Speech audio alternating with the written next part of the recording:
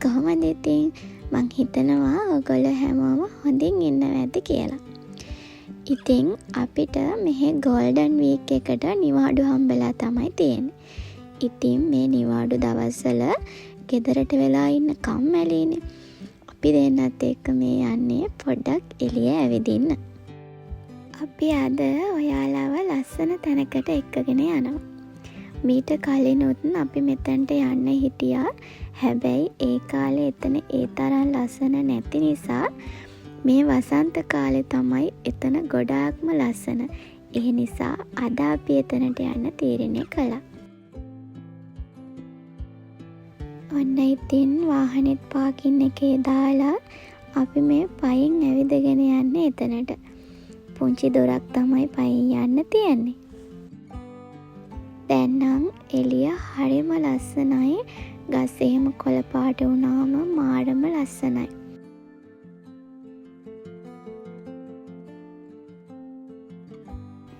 මෙන්න මේ තැනට තමයි අද අපි ආවේ. අපි දෙන්න මෙතනට ගියේ වෙසක් පොය දවසට කලින් දවසේ. ඉතින් වෙසක් පොය දවසේම මට හිතුණා මේ වීඩියෝ එක ඕගොල්ලන්ටත් බලන්න දාන්න ඕනේ කියලා.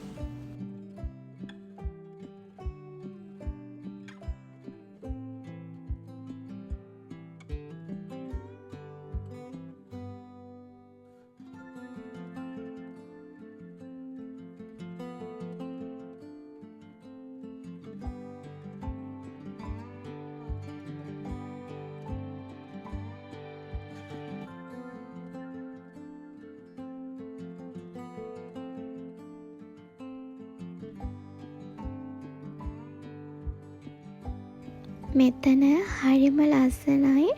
ඒ වගේම හරිම නිදහස්. හැබැයි ටිකක් ඇතුළට ගියාම හිතට නිකන් අමුතු গুপ্ত බවකුත් දැනෙනවා.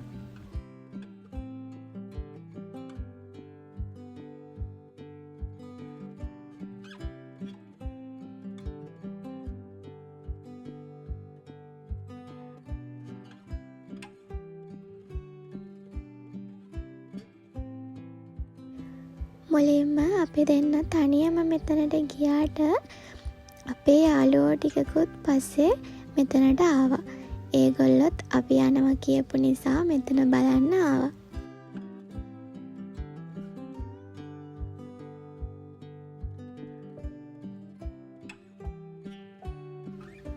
උදේ නම් මෙතන කට්ටිය ඉඳලා තියෙනවා. අපි යද්දී ටිකක් දවල් වෙලා.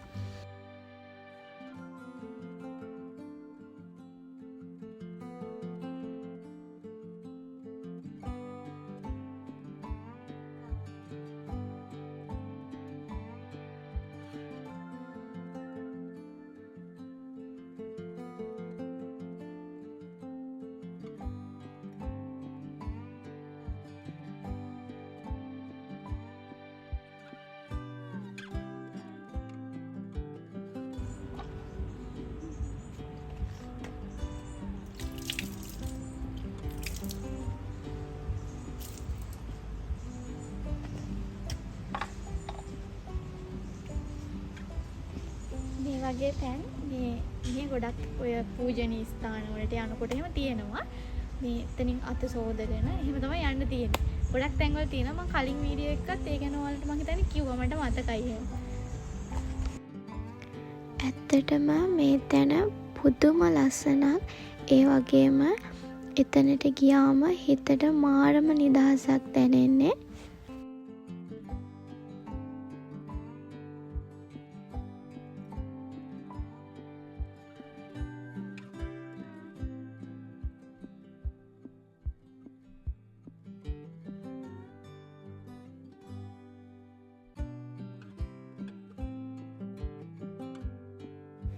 මෙහි අයගේ එක එක ආගමික ඇදහිලි තමයි මෙතන තියෙන්නේ.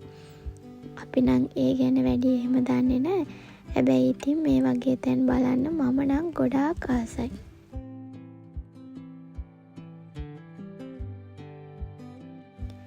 මම හිතනවා ජපානයට එන්න ඉන්න. ඒ වගේම ජපානයට ආස අයට මේ වීඩියෝ එක ගොඩාක් වැදගත් වෙයි කියලා. මොකද මේ වගේ දේවල් මමත් ඇත්තටම දකින්න බලන්න හරිම ආසයි. මොකද වෙනස් විදිහේ දේවල්නේ. සෝහන තියෙන්නේ. සෝහන. බොය කරන්නේ. එතන සොහනක් තියෙනවා කියලා හස්බන්ඩ් මාව බය කරා. ඇත්තටම එතන තියෙන සොහන් තමයි.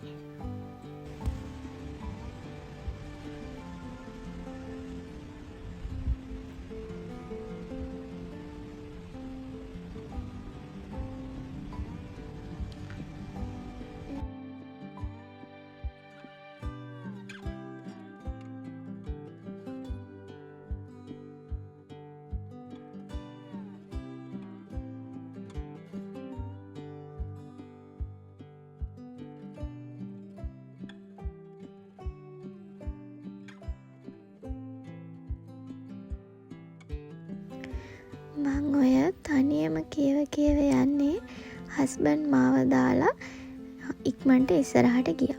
ඉතින් මං ටිකක් බයෙන් තමයි ඔය කියව යන්නේ.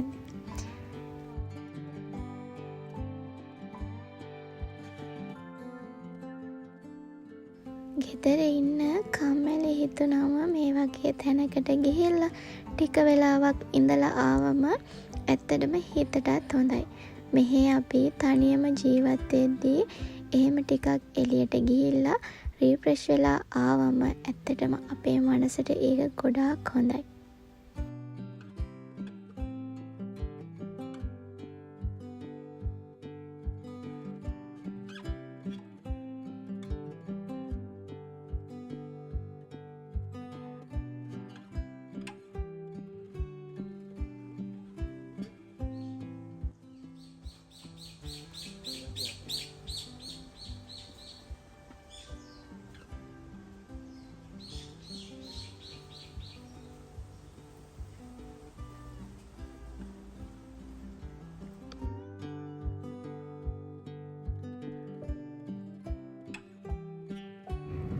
ඔයා අද මගේ වීඩියෝ එක මුලින්ම බලන කෙනෙක් නම් මගේ channel එකට එකතු වෙන්න කියලා ආදරෙන් ආරාධනා කරනවා.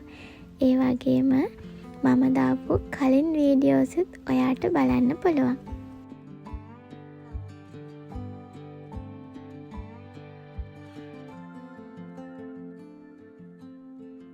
මම හරිම ආසයි මම දකින මේ ලස්සන මගේ පවුලේ අයටත් පෙන්වන්න. කවදා හරි මේ ජපානයට ඒගොල්ලොත් එක්කගෙන ඇවිල්ලා මම දකින මේ ලස්සන එයාලටත් පෙන්වන්න මම හරි ආසාවෙන් තමයි ඉන්නේ. මගේ වීඩියෝස් වලට ලස්සන වීඩියෝ ක්ලිප් අරන් දෙන්න මගේ හස්බන්ඩ් ගොඩාක් මහන්සි වෙනවා. සමහර වෙලාවට මම බෑ කිව්වත් එයා තනියම හරි ලස්සන වීඩියෝස් මට අරගෙන දෙනවා. ගොඩාක් ස්තුතියි ඔයාට මං වෙනුවෙන් කරන මේ කැපකිරීම් වලට. ජීවිතේ ගැහැණියකට දෙන්න පුළුවන් ලොකුම වටිනාකම දෙන පිරිමියෙක් ළඟ තමයි පිරිමිකම කියන දේ හොඳටම තියෙන්නේ. මම එහෙමයි හිතන්නේ. මෙතන ගොඩාක්ම ලස්සන අපේ හිතට අල්ලපු දේ තමයි මේ බුදුරජාණන් වහන්සේගේ ලොකු ඉදි පිළිමය. ඉතින් මෙතනට තමයි අපි දෙන්න ගොඩාක්ම ආස වුණේ. අපේ බෞද්ධයන් විදිහට පන්සල් යන්න හරි ආසයිනේ. ඉතින් ජපානයේ අපිට ලංකාවේ වගේ නිතරම පන්සල් යන්න බැරි වුණත් මේ වගේ තැනකට හරි ඇවිල්ලා ටික වෙලාවක් ඉඳලා බුදුන් වැඳලා ඒ දේවල් කරගෙන යන්න ලැබීමත් ඇත්තටම ලොකු භාග්‍යයක්.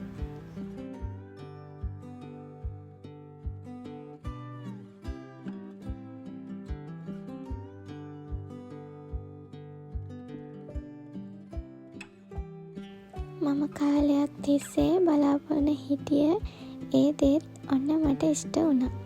වෙසක් පොය දවසට කලින් දවසේ මෙතනට යන්න ලැබීමත් ඇත්තටම ලොකු සතුටක්.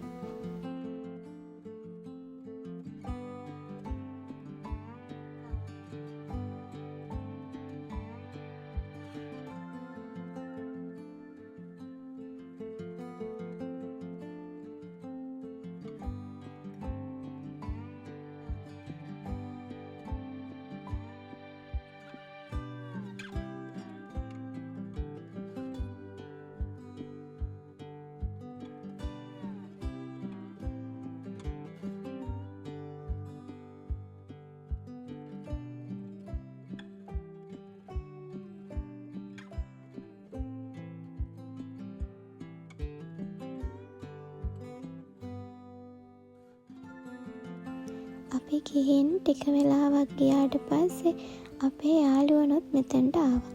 ඊට පස්සේ ඉතුරු වැඩ අපි එයාලත් එක්ක තමයි කරේ.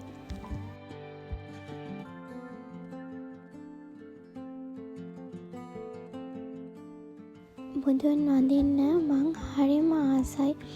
ගෙදර වුණත් හවසට මං හැමදාම බුදුන් වැඳලා පිරිත් දාලා තමයි මගේ වැඩ පටන් ගන්නේ.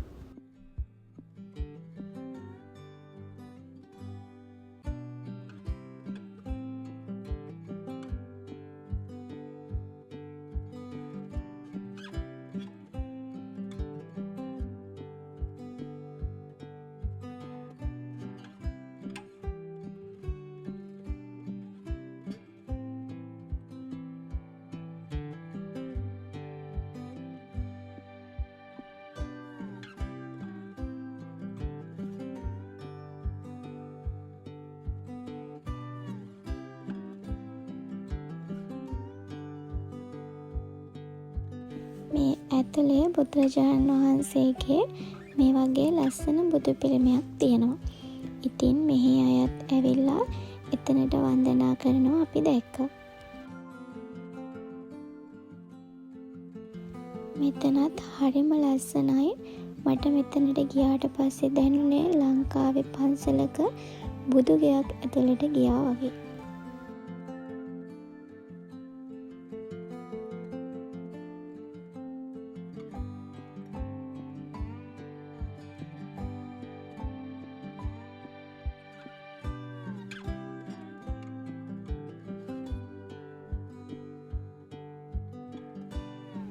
මේ වගේ ලංකාවේ නම ගාපු සර්ටිෆිකේට් එහෙමත් මෙතන තිබුණා. ඇත්තටම ලංකාවේ නම දකිද්දී අපිට පුදුම ආඩම්බරයක් දැනෙන්නේ.